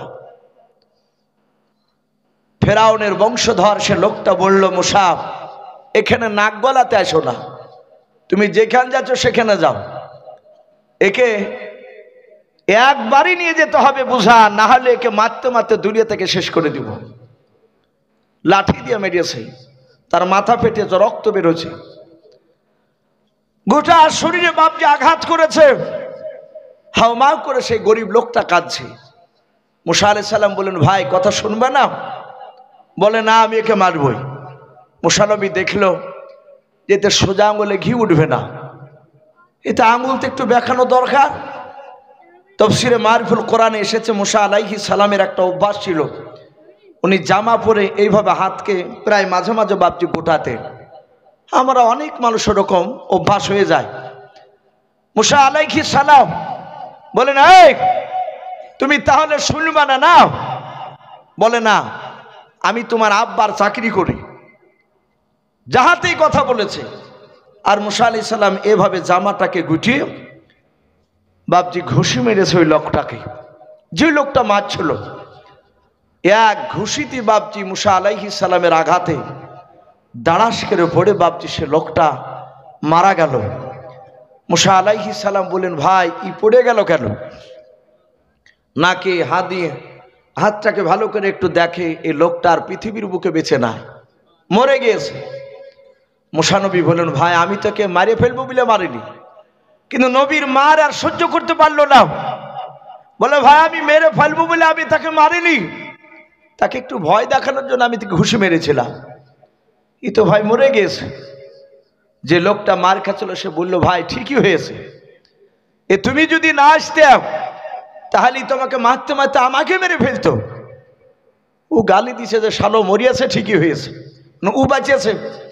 মুসা আলাইহিস সালাম ওই লোকটার হাতখানা ধরে বলল, ভাই আমি যে একে ঘুষি মেরে মেরে ফেলাচ্ছি, শোনো এটা হচ্ছে ফেরাউনের, কেউ বলেছেন তার মামাই তো ভাই ছিল, খুব কাছের লোক।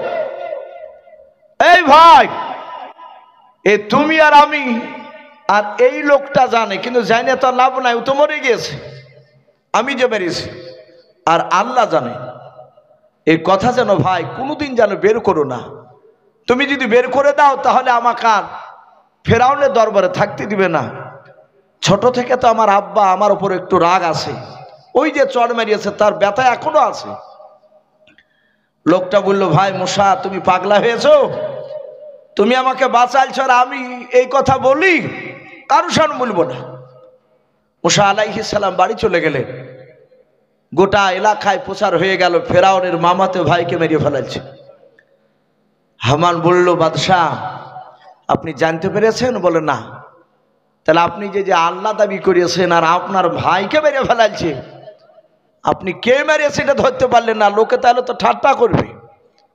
ফেরাউন বলল, কথা খারাপ বলনি, উপায়? বলে তুমি বলো যে যে মারিয়েছে সে আমি জানি, হামান শিখাইছি, তুমি প্রচার করে দাও। কোন লোক যদি আসামির নামটা বলে দেয়, আমি তো জানি কিন্তু আমি বলবো না, এখন আমি দেখতে চাই কোন লোক এই আসামিকে চিনতে পেরেছে কিনা, ধরতে পেরেছে কিনা। যদি বলে দেয় তাহলে তাকে মোটা অঙ্কের টাকা দেওয়া হবে। লোকেরা ভাবছে আপনার খুঁজতে শুরু করলো। ফেরাউন বলল 50,000 টাকা দেওয়া হবে শুধু আসামির নামটা বলে দিলে। তারপরে সে আসামিকে ধরতে পারলে ওকে তাজা লোকের সামনে জবাই করা হবে। মুসা নবী খাই দায় ঘুরে বেড়ায়। দিন 5-6 পর মুসা আলাইহিস সালাম আবার মাঠে গিয়েছে। মাঠে মুসা নবী আলাইহিস সালাম গিয়ে দেখছেন, বাবা 4-5 দিন আগে যেই লোকটাকে মারছিল ওই লোকটাকে দেখছে বাবা অন্য আর একটা লোকে ধরে ধরে মারতেছে মাঠে। মুসা আলাইহিস সালাম কাছে গিয়ে দেখেন ওই তো সেই লোকটাও, যে লোকটাকে 4-5 দিন আগে অন্য লোকে মারছিল। মুসা নবী মনে মনে ভাবছে সেই লোকটাকে তো মেরে দিয়েছে, আবার এই লোকটা ওই লোকটাকে কেন মারতেছে। মুসা আলাইহিস সালাম কাছে যাওয়ার পর বলছেন, ভাই তুমি আবার, এই ভাই তোমাকে আজও কেন মারতেছে বলো। সঙ্গে সঙ্গে বলছেন, ভাই মুসা তুমি আজকে বাঁচাও। মুসা আলাইহিস সালাম হাতের পাঞ্জাবিটা ভাবছে জামাটা এইভাবে গোটাচ্ছেন আর বলছেন, ভাই কি ব্যাপার আজও কেন তোমাকে মারতেছে। যাহাতে মুসা নবী এই কথা বলে বাপজি হাতটা পাঞ্জাবিটা একটু গোটালছে। লোকটা মনে মনে ভাবলো গত 4-5 দিন আগে হাত গুটে ওই লোকটাকে মেরে মেরে ফেলালছে, আমার মনে হয় আজ মুসা ওই লোকটাকে নাই আমাকেই হয়তো মেরে দেবে। এ তো মালি তো টুক করে মালি তো মেরিয়ে যাবো, ও তো দেখেছো সচক্ষে দেখেছো। অমনি বলে, এই মুসা গত কয়েকদিন আগে ওই লোকটাকে তুমি ঘুষি মেরে মেরে ফেলাচ্ছ বলে আজ আমাকে মারবা নাকি? আর যে মারছিল বলে, ভাই কি বললে? তাহলে ওই লোকটার আসামি মুসা।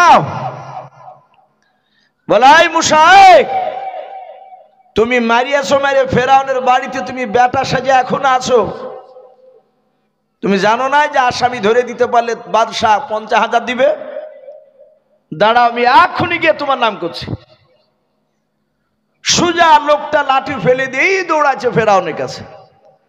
মুসা বললেন, ভাই তোমাকে যে সেদিন বলতে বারণ করেছিলে, বললে কেন? বলছে ভাই রে, তোমার ওই হাত গোটানে দেখে আমার কলজা শুকিয়ে গেছিল, ভয় বলে দিয়েছি। বললো ভাই আর বাড়িতে যাওয়া যাবে না, গেলি মেরে দিবে আমাকে, এবার তোমাকে মারতে মারতে মেরে ফেলোক, আর কেউ বলা থাকবে না। আমি এই দেখো চললাম, আর এই দিকে নাই পেছন দিকে নেবে, সোজা রাস্তার দিকে মারলামটা। সম্মানিত ভাইর আমার বাবা জীবনেরা, মুসা আলাইহিস সালাম দৌড়াতে শুরু করলেন। ফেরাউন বলল ধর ওই মুসাকে, ওকার বাঁচে রাখা হবে না, আসিয়ার কথা শোনা যাবে না, ধরি নিয়ে আয়, ওকে এখনই জনসম্মুখে মানুষের সামনে ওকে হত্যা করা হবে, জবাই করে ফেলা হবে। লোকে ধরতে পারলি তো? মুসা নবী পালিয়ে গিয়েছে। সারা দিন দৌড়ে গিয়ে ফেরাউনের এরিয়া পার হয়ে নতুন একটা এরিয়াতে পৌঁছালছে, নতুন একটা দেশে। ওই দেশটার নাম কোরআন শরীফে এসেছে মাদিয়ান। কি নাম বললাম? মাদিয়ান শহর। সেই শহরে মুসা আলাইহিস সালাম তিনি পালিয়ে গিয়ে একটা খাজুর বাগানে দাঁড়িয়ে আছে। মুসা নবী চিন্তা করছেন, আল্লাহ এখানে কে খেতে দিবে আমাকে, আমাকে কে আশ্রয় দিবে, কার বাড়িতে থাকবো? আমি তো সেই মিশর থেকে এসেছি পালিয়ে। হঠাৎ করে মুসা নবী পয়গম্বর আলাইহিস সালাম যে খেজুর বাগানে দাঁড়িয়েছিলেন, ওই বাগানের পেছন দিকে মুসা নবী তাকে দেখেন। তাকিয়া দেখেন দুটো মেয়ে মানুষ, বাবা ছোট ছোট মেয়াও, বাচ্চা মেয়েরা, তারাও দুজনাই দুটো ছাগল হাতে করে নিয়ে দড়ি বেঁধে নিয়ে দাঁড়িয়ে আছে। মুসা নবী পয়গম্বর আলাইহিস সালাম বেশ ঘন্টা খানিক ধরে বাপজি তাকে দেখলেন। ওই মেয়ে দুটো চুপচাপ দাঁড়িয়ে আছে। মুসা আলাইহিস সালাম আস্তে করে ডাক দিয়ে বলেছিলেন, বর আমি ঘন্টা খানিক ধরে তোমাদের দুজনকে তাকে দেখলাম, এখানে দুজনায় ছাগল নিয়ে তোমরা দাঁড়িয়ে আছো, ব্যাপারটাকে বাড়ি কেন যাও নাই? মেয়ে দুটো মুসা নবীর দিকে একবারে তাকানোর পর আর তাকালেন না। অন্যদিকে তাকানোর পর বলেছিলেন, ও ভাই আমরা তোমাকে চিনি নাও, শুনে নাও, আমরা শুধু আজ নয় প্রতিদিন এইভাবে আমরা ছাগল নিয়ে দাঁড়িয়ে থাকি। বলে কেন দাঁড়িয়ে আছো? বলে ছাগল চড়ানোর পর আমরা পানি পান করে নিয়ে বাড়ি যাই। ও ভাই ওই দেখো দূরে একটা ঝর্ণা দেখতে পাওয়া যাচ্ছে পানির। বলে হ্যাঁ, ওই পানির ঝর্ণায় ওই মিশরের নাই মাদাইন শহরের যুবক ছেলেরা ছাগল চড়ে নিয়ে পানি পান করাছে। অনেকগুলো ছেলেদেরকে দেখতে পাচ্ছে। বলে হ্যাঁ, তারা হুড়াহুড়ি করে ছাগলকে পানি পান করাছে। আমরা মেয়ে, আমরা বেটা ছেলের সামনে যাব না, সবাই পানি খেয়ে নিয়ে যখন সবাই চলে যাবে ওই ঝর্ণা ফাঁকা হয়ে যাবে, কোনো বেটা ছেলে থাকবে না। ওই সময় প্রতিদিন আমরা শেষের বেলায় দুই বোনে পানি পান করে নিয়ে ছাগলকে নিয়ে বাড়ি যেতে যেতে আমাদের এশা রাত্রি হয়ে যায়। বলুন সুবহানাল্লাহ। এশা রাত্রি হয় ভাই, আইনুল ভাই সুবহানাল্লাহ। ভাইও ঘুমাইছে, একটু ডেকে নিয়ে এসেন ভাই। ইসমাইল ভাই আপনি যেখানে থাকুন তাড়াতাড়ি আসুন ভাই, যেহেতু এখনো দুটো বক্তা রয়েছে আর রাত্রি দুটো পার হতে চলল। আমি বলছিলাম মুসা আলাইহিস সালাম বললেন এশার সময় বাড়ি যাও রাত্রি। বলে হ্যাঁ, এটা প্রতিদিনে আমাদের এশা হয়। বলল বোন ছাগল দুটো আমাকে দিবা, আমি যদি একটু আগে পানি পান করে দিতে পারি। বলে তাহলে তো খুবই ভালো হবে। মুসা আলাইহিস সালামের বাপ যে আপনার কথা শুনে মেয়া দুটো ছাগল দুটো দিয়ে দিল। মুসা নবী ধরলেন, ধরা পর ওই ঝর্ণার কাছে গিয়ে ডাক দিয়ে বলছেন, এই বন্ধুরা, এই তোমরা একটু সাইড দাও, এ ছাগল দুটো ওই দেখো মেয়া দুটো দাঁড়িয়েছে, তাদের ছাগল। ওরা মেয়া মানুষ, রাত্রি ফিরতে তাদের বাড়ি ফিরতে তাদের অনেক রাত্রি হয়ে যাবে, তাই তোমরা একটু সাইডে সরে দাঁড়াও, আমি ছাগল দুটো পানি পান করে নিয়ে আমি চলে যাই। যুবক ছেলেরা বলল, বাড়ি কোথায় তোমার? তুমি জানো না আমাদের এখানকার নিয়ম কানুন? বলে, না তো। বলে, যুবক, এখানে কাউকে দয়া করা হয় না, যে যেমন পারে শক্তি ব্যয় করে আগে পানি পান করে নিয়ে বাড়ি চলে যায়, এটাই হচ্ছে আমাদের প্রথা নিয়ম। ওরা জানে না যে কার সাথে এ কথা বলছে। মুসা নবী বলেন, তাহলে শক্তি ব্যয় করা হবে? বলে, হ্যাঁ। বলে, দেখো। বলে, হ্যাঁ, পারলে তুমি আগে ধাক্কা দিয়ে নিয়ে চলে যাও। ওরা জানে না মেয়া দুটো বাপ যে দূর থেকে দৃশ্যখানা দেখছিল। মুসা নবী বাম হাতে বাপজি দড়িখানা ধরার পর সঙ্গে সঙ্গে বাপজি ডানা হাত দিয়ে বাপজি একটু ধাক্কা মেরে দিয়েছে। ওরা মুসা নবীর ধাক্কা বাপজি সহ্য করতে পারল না। তারা দূরে গিয়ে হুড়মুড় করে তারা পড়ে গেল। পড়ে যাওয়ার পর মুসা আলাইহিস সালাম নিজ হাতে ছাগল দুটোকে ঝর্ণা থেকে বাপজি পানি তুলে পান করালেন। মেয়া দুটোর কাছে এসে বলো, বোন, ছাগল নিয়ে বাড়ি চলে যাও, আজ তোমাদের রাত্রি লাগবে, হবে না। মেয়া দুটো বললো, ভাবিস তুমি উপকার করো না বলে মেয়া দুটো চলে গেল। প্রতিদিন রাত্রি বেলায় চলে যায়, কিন্তু বাবা সেদিন রাত্রি নয়, বেশ সন্ধ্যা সূর্য ডোবার আগে চলে গিয়েছে। মেয়া দুটো বাপজি যার সন্তান, যেই ব্যক্তির মেয়া দুটো বাপজি মেয়ে ছিল, কোরআন শরীফে পাওয়া যায় ওই ব্যক্তি মাদানী শহরের বিখ্যাত নবী ছিলেন। বলুন সুবহানাল্লাহ। ওনার নাম কোরআন শরীফে এসেছে হযরতে শুআয়ব আলাইহিস সালাম। শুআয়ব নবী বলল, বিটি রে, কি ব্যাপার প্রতিদিন রাত্রিবেলা আসার, আজকে এই সময়তে ব্যাপারটা কি? বলে, আব্বা, একটা যুবক ছেলে আমাদেরকে ছাগলকে নিয়ে গিয়ে পানি পান করে দিয়েছে, তার দেহতে অগাধ শক্তি দেখলাম, কিন্তু আব্বা আমাদের মনে হলো ওই ছেলেটা রাস্তা ভুল করে চলে এসেছে, আমাদের এলাকায় ছেলেটাকে এর আগে কোনোদিন দেখি নাই। শুআয়ব নবী বলল, মা, তাহলে যাও, ফিরে ওই খেজুর গাছের গুড়িতে যদি ছেলেটা দাঁড়িয়ে থাকে তাহলে একটু আমার নাম করে ডেকে নিয়ে আসবা। বলবে, আব্বা ডাক দিয়েছে। মেয়া দুটো চলে আসলো, দেখছে মুসা নবী ওখানেই দাঁড়িয়ে। বললে, হে যুবক, এ ভাই, আব্বা তোমাকে ডাক দিয়েছে। মুসা আলাইহিস সালাম উনি মনে মনে চিন্তা করছেন, আল্লাহ, আবার পানি পান করে দিই, বিপদে পড়লাম নাকি? এক তো বিপদ, বড় বিপদ থেকে পালিয়ে এসেছি। উনি চলে গেলে, যায় যে দরকার হলে ক্ষমা চাইব। মুসা আলাইহিস সালাম শুআয়ব নবীর কাছে গিয়ে বাপজি গিয়ে দাঁড়ালে। শুআয়ব নবী বলল, বাবা, তোমার নাম কি?